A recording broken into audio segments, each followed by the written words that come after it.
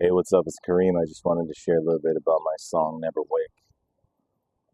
This song is super deep to me. It's a very powerful song.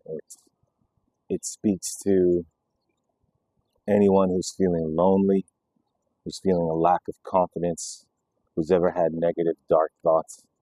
It's speaking to somebody who's going through a tough time, but it's also speaking to someone who's been through a tough time and is recognizing their inherent nobility.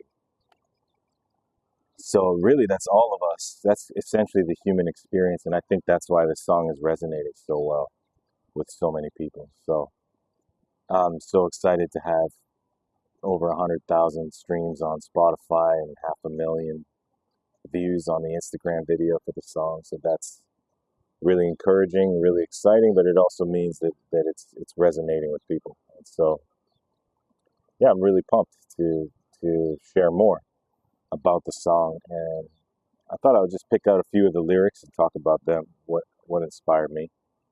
I have another video where I share the story behind how the song was made, so be sure to check that out. But in this one, I wanted to just talk about some of the key lyrics. So in the first verse, it says, "Well, I'm given everything I've got, still barely living."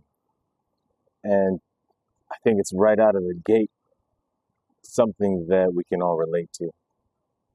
And that's because you can be given things in life, you can have things, and life can still be a challenge.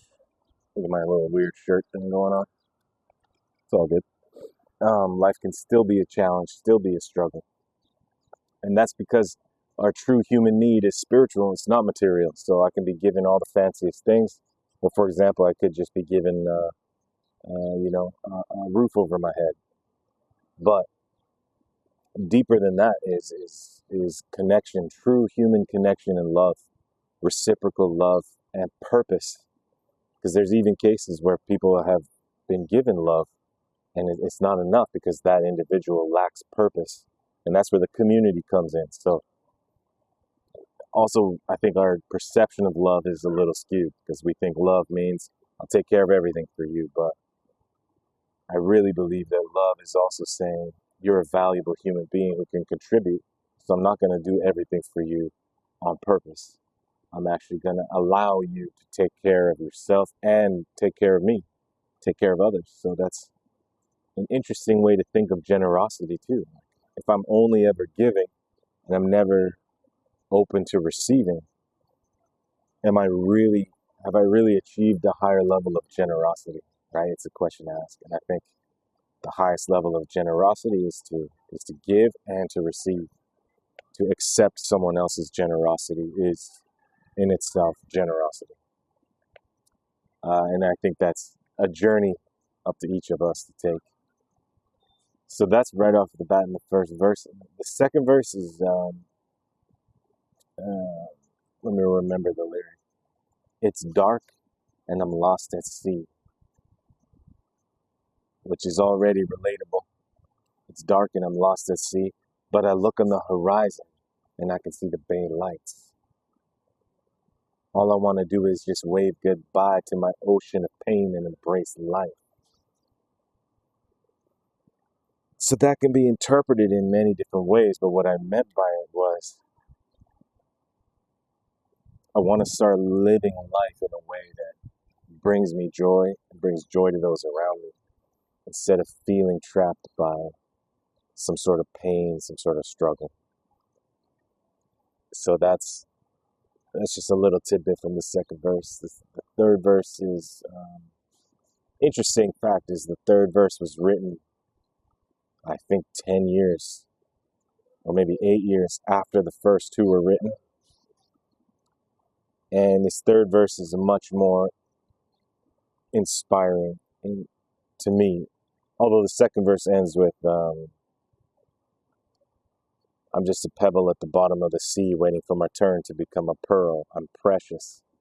So that's saying like I'm recognizing that I am precious. I have value, because too often we feel like we lack value. And I can't speak for everyone, but that's how I felt for a lot of my life is I don't deserve things.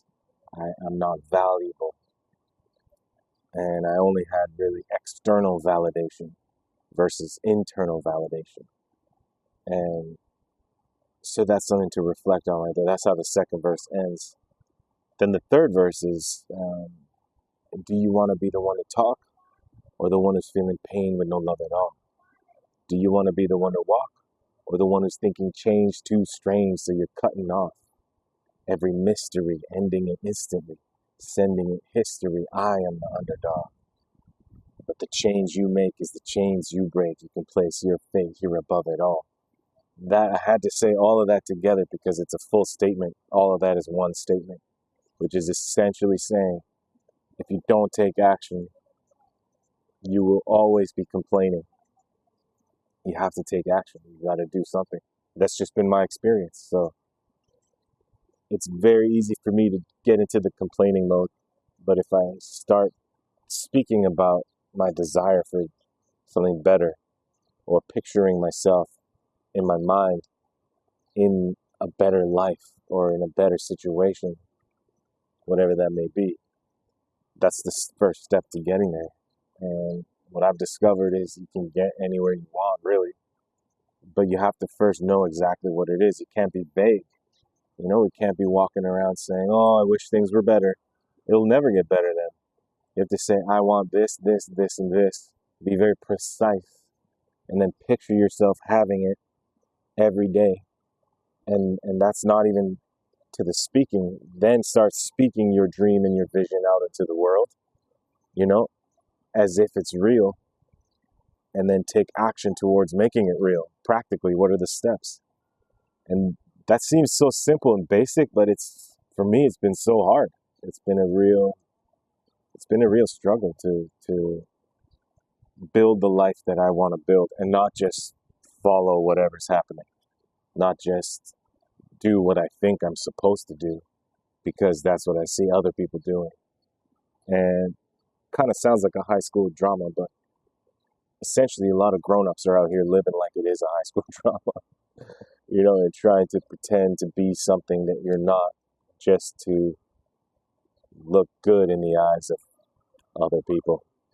To me, is essentially ridiculous. So I just hope for everyone that can have that opportunity to break out of whatever mental cage you're trapped in.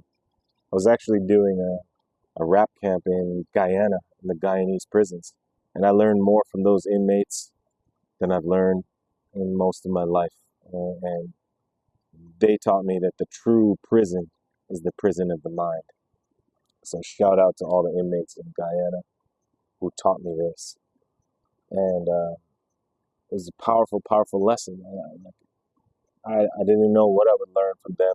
To be honest, I thought I was going to teach something, share something, which I did, but I received much more than I gave. And again, about generosity, I was open to receiving. So that allowed me to receive that. Imagine if I wasn't open-minded enough to receive the knowledge and the wisdom, then I wouldn't have that lesson in life, or I would get it later on. So that's a little bit about my song, Never Wake. I hope you enjoy the song. Go stream it, share it with your friends, check out the song, and ask me any questions about it or about anything I've mentioned in this video. Much love. Peace.